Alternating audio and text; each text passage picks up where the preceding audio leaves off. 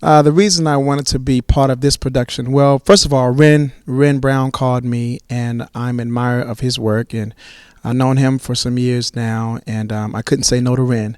But also, once he told me, about the story and all of that, I'm a big fan of Billie Holiday. I've done a show before about her music, and I just fell in love from the very first time I heard her music. Songs like "God Bless a Child," and so she's one of my, I would say, musical heroes. He's actually promoted this event to this particular bar and trying to get her extra money. From what I understand, this is her third show of that night, and it was very typical of her sometimes after she's done a gig to go to these small spots with the pianist and do a gig and make some quick money. And I won't say under the table money, but I'll say that these artists had to get it where they could, and I think she was going through a tough time, in her career towards the latter end there. And so, her pianist, Jimmy Powers, is looking out for her. He cares about her, he works for her, and he wants to make sure that she's taken care of. Jimmy Powers is kind of like her guardian angel at this point. He makes sure that she has everything she needs, that she's well dressed for her gigs, that musically, she's in good voice. Even when she's dealing with I would say even the legal stuff, he wants to protect her. He wants to protect Billie, and he loves her too. He's also her lover, and he admires her, but at the same time, he just makes sure that she has what she needs at all times, and he won't let her fall. He won't let her fall, and so it's as far as the story, you see them coming in, doing this engagement at Emerson's, and I don't want to give away too much, but as the story goes on, you begin to see even his heartfelt connection to her, and he sees her go, through different modes, through different moods. I want to say through as she expresses her life story, and her emotions, and as she pours out her heart, you can kind of see his care for her, and also his just even his hurt at some of the things that she's had to go through, and even as she is going through, let's say, some of the sadness, he feels her pain. He definitely feels her pain, and he empathizes with her, and in some ways it's breaking his heart to even see her as she is, I would say, I want to say descending, and even with all of that, she's very triumphant in her artistry, and that's one of the things I loved about Billie too, is no matter what she was going through, she was always pouring out to audiences, and giving her best. And so, if she was going to do it, she was going to do it. And I'm sure, whether it was relationship she was going through, whatever trouble she may have been encountering at the time, racism or anything of that nature, she still found a way to be there for so many people through her music, and she loved her music, absolutely loved her music. And so even with Jimmy Powers, he makes sure that, hey, the show is still going on, and everything is clicking, and everything is right. All right, because like I said, he's not gonna let her fall. So jazz musicians, and I do consider her a musician. She patterned her phrasing after horns. And she was very musical. Her phrasing was amazing. But one thing about jazz musicians, they were always in the moment.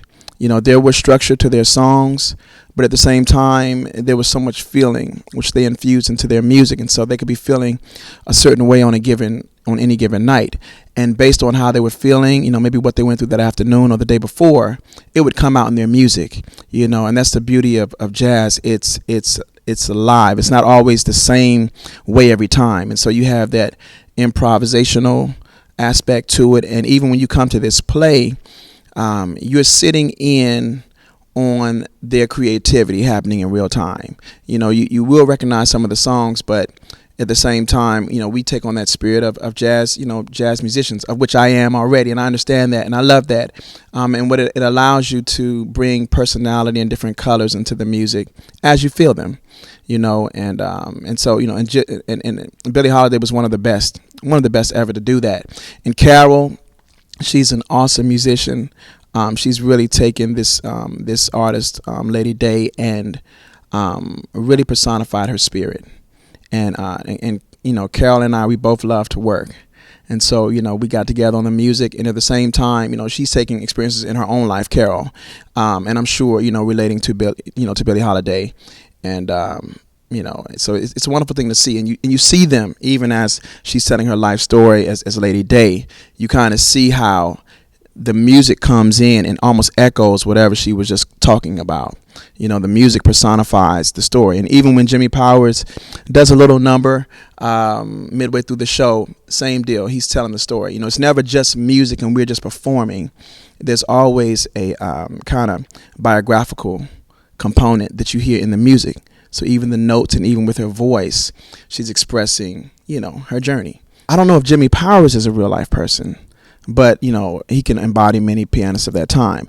Now, as far as for Billie Holiday, is there any pressure? I'll put it like this. It's a lot of respect and a lot of humility that you have to approach this kind of project with. Because she's such a legend and a transcendent talent, you have to do your due diligence. You have to, study the music. You have to get familiar with that era. And you have to, get into the spirit of it, as I'll say, because I know some people like to copy and all of that, but we didn't want to get into that.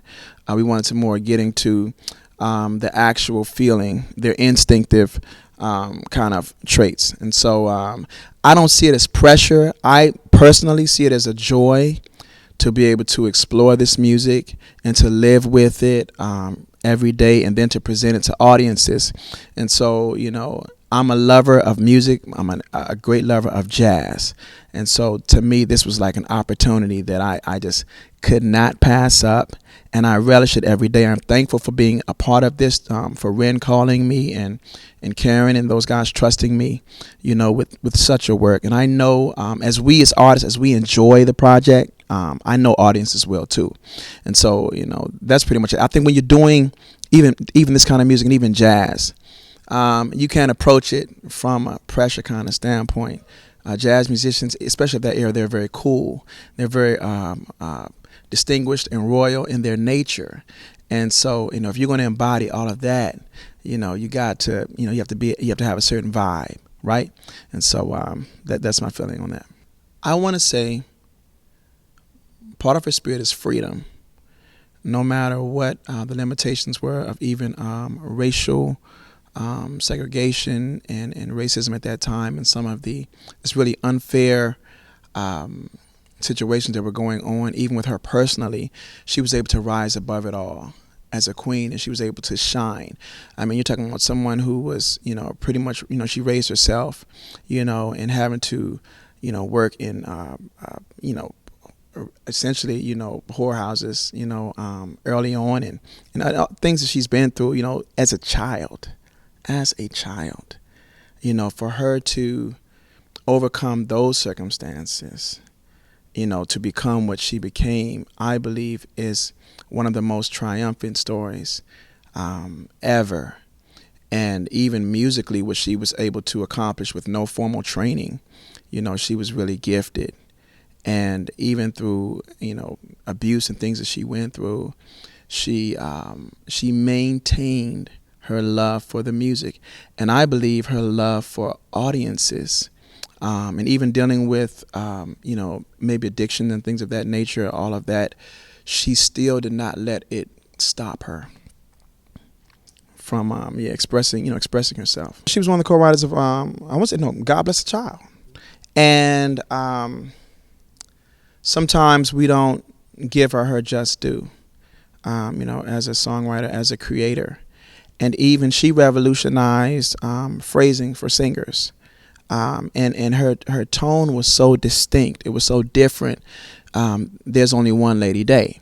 And, people can try to copy, but when she put her thing on it, as I'll say, it was unforgettable. And sometimes even being like either a little bit ahead or behind, she kind of relaxed on it more, on her phrasing. And her sense of timing was incredible. And so to me, I feel like she would compose on the spot. She would have the notes, but she would add her little, like a great jazz, saxophone player or trumpeter. And I think that, she will get, she needs to get more credit for that. And I want to, people know who she is, but I do believe there are so much going on today. So so many things out there in the media and all of that. I am excited about audiences now, especially on the younger side.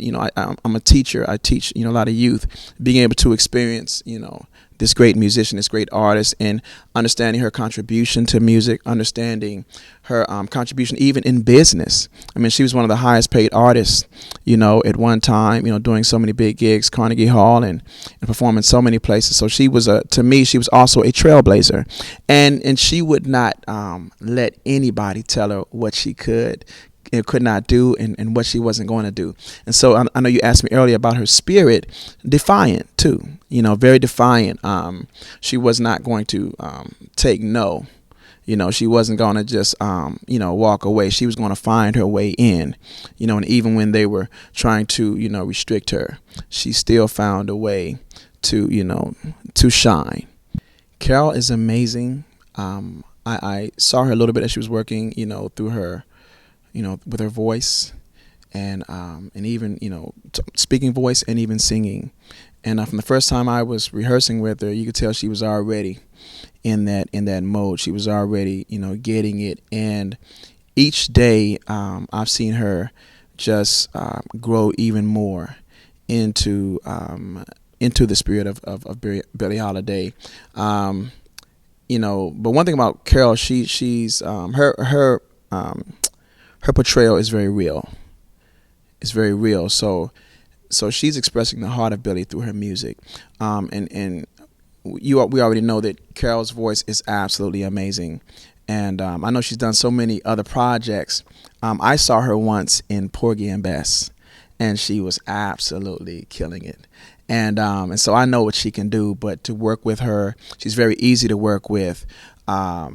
She makes it, if she has any kind of, I'll say this, she allows me to, create and kind of go back and forth with her, between the piano and the voice, and it's an awesome synergy there, and to me we flow. It's a very easy thing. It was never like a tough kind of thing. It was very, very fluid.